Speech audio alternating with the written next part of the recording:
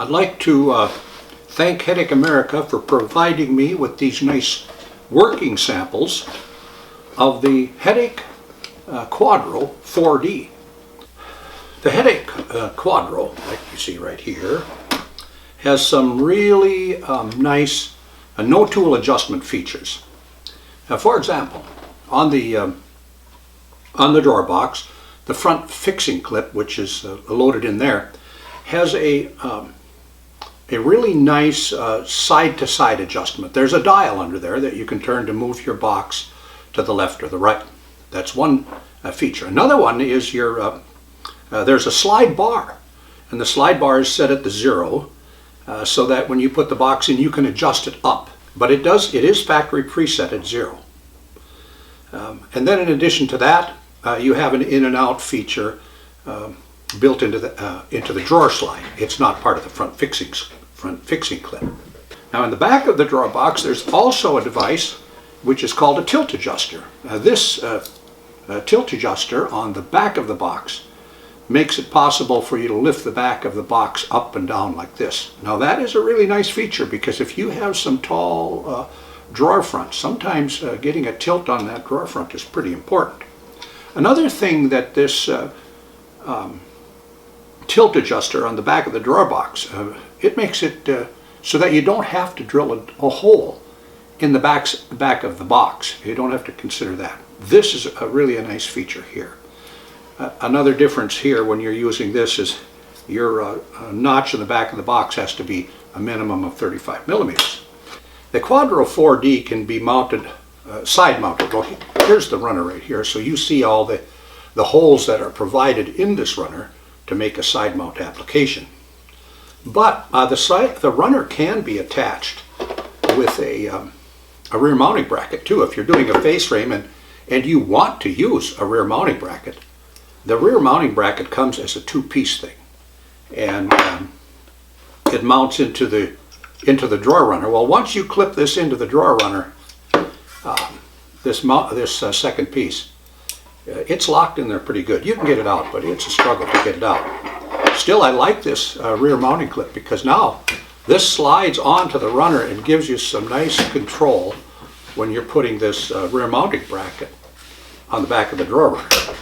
There's also a plastic rear mounting bracket too. I really like this one because of its adjustability.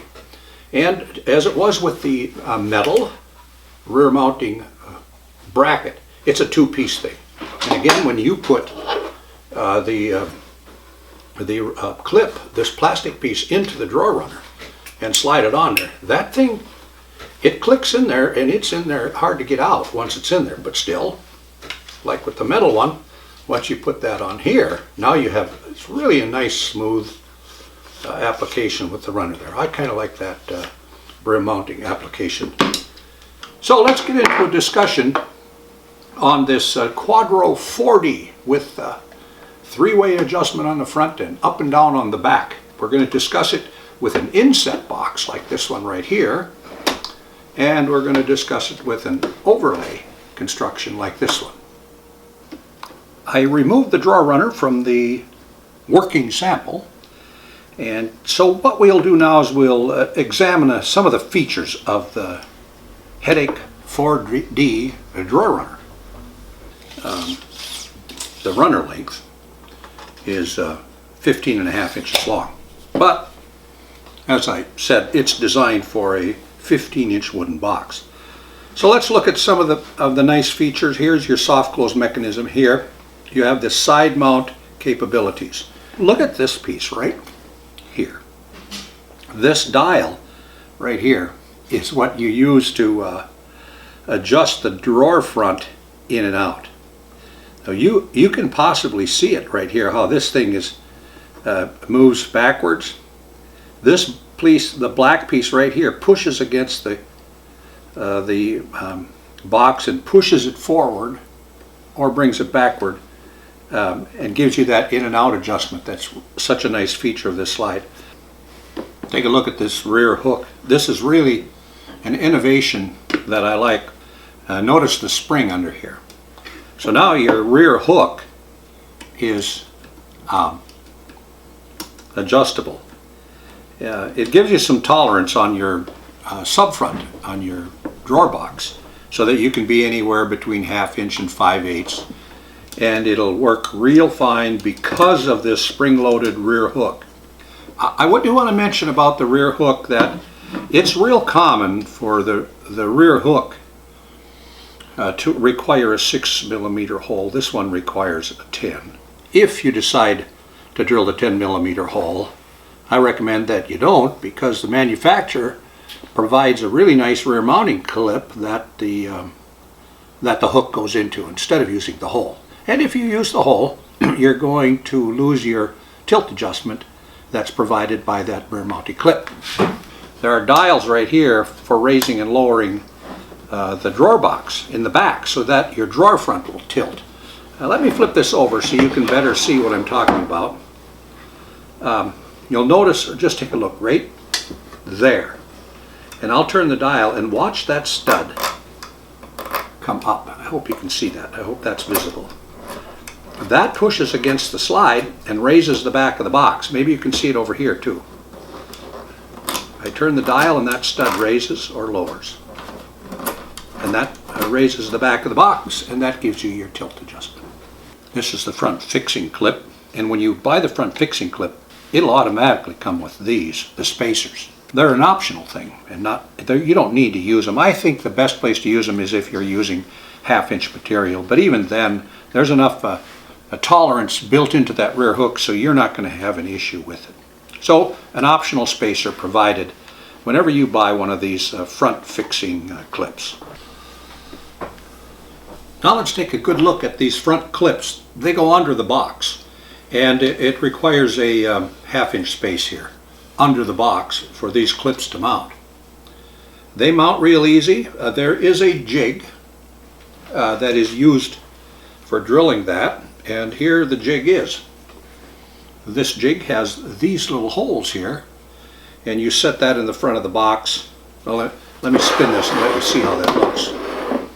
You set that down, and then you can drill your holes into your box for your aligning your front clip, your mounting clip. So a nice jig for that, and 2 adjustments here, side to side. These gray levers here, it's already adjusted as far as it can go this way. Now if I turn these all the way, now it's adjusted all the way the other way.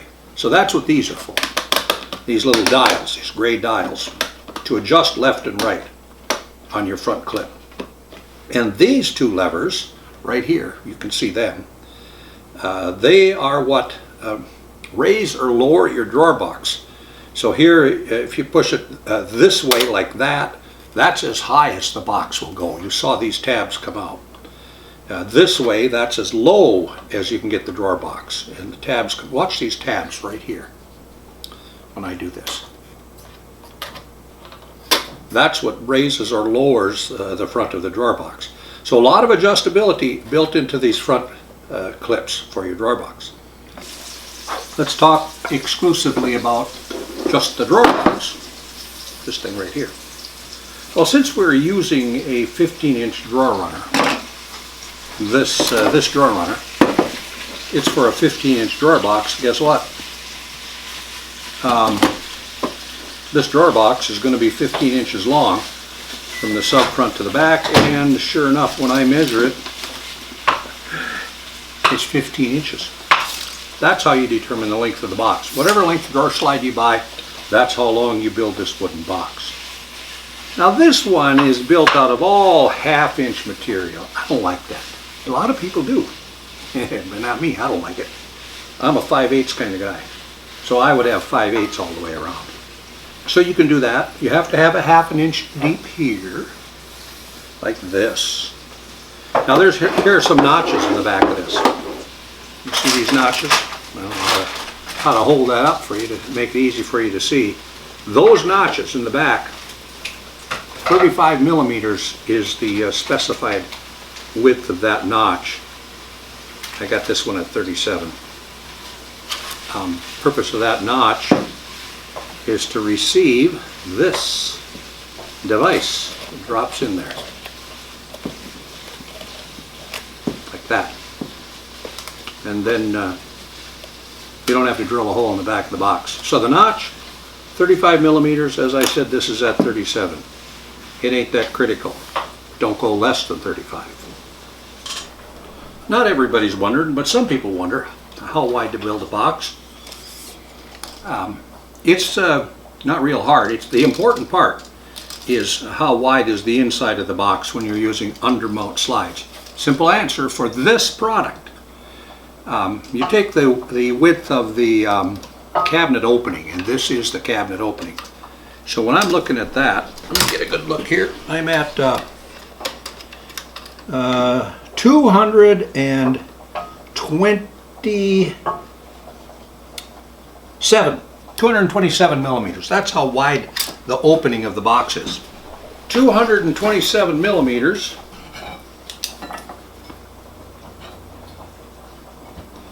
minus 42. So that's 5. You know, borrow here.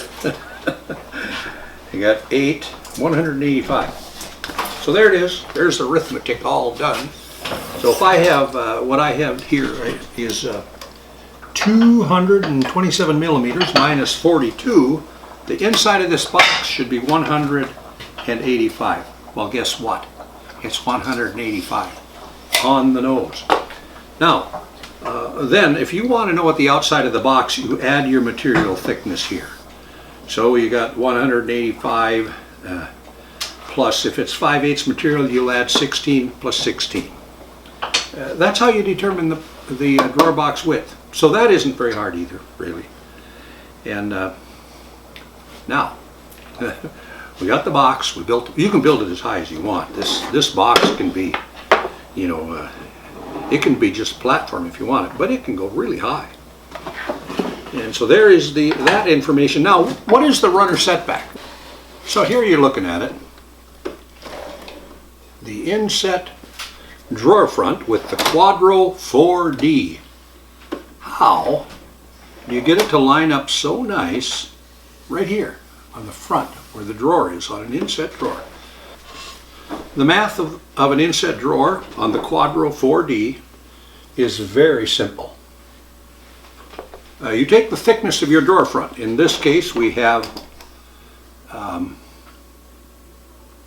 3/4 inch drawer front, 19 millimeters.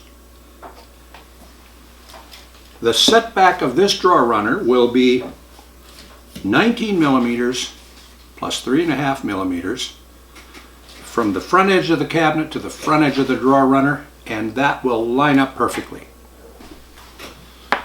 And that's how you figure it. There's no fancy formulas, there's no charts. For an inset drawer, it's drawer front thickness plus 3.5 millimeters for an inset drawer on the Quadro 4D. Runner setback for an inset drawer.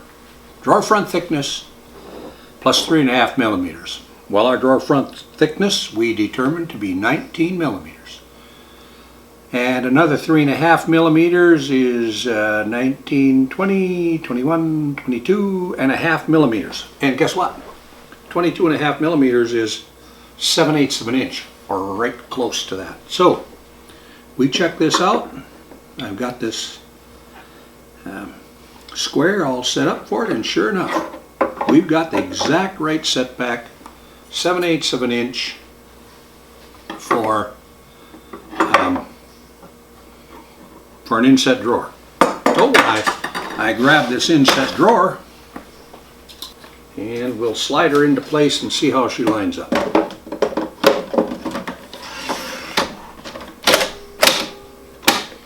There, it's in. What do you think? Did we do pretty good? It's lined up. It feels pretty good. Well, you know what? I can turn this one a little bit. So I pull her out, turn this dial a little bit.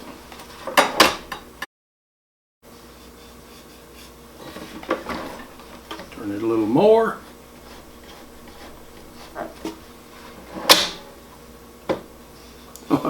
Yeah, I went too far.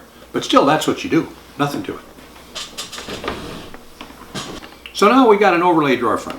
And whenever you're working with an overlay drawer front, you don't even have to think about drawer front thickness. All you have to do is do your runner setback at 2 millimeters. And that's going to give you precisely what you need. With the overlay drawer front, you have a 2 millimeter runner setback. And what you're looking at right here in this thing is 2 millimeters. Might not look like 2 millimeters, but there's a tiny bevel here. That's 2 millimeters. And this is a 2 millimeter setback. That's what you do on overlay drawer fronts. So if you take that 2 millimeter setback and put your drawer box in with the overlay drawer front,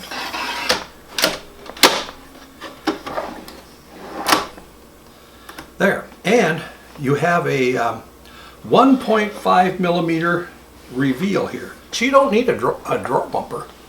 All you need to do is do that 2 millimeter setback for your overlay drawer front, and you'll end up with perfect alignment. And again, if it isn't exactly what you want, you got those front and back adjustments on the runner. Thanks for watching this video on the Quadro 4D with 4-dimensional adjustments. In and out, left and right on the drawer front, up and down on the drawer front, a tilt mechanism in the back to tilt your, sometimes when you have a really tall drawer, it's nice to have that tilt in the back. I think that one little innovation they came up with the hook on the back that's spring-loaded, that was really nice. So go ahead and get you some of these and build yourself some kitchen cabinets or dressers or whatever. You will like this slide.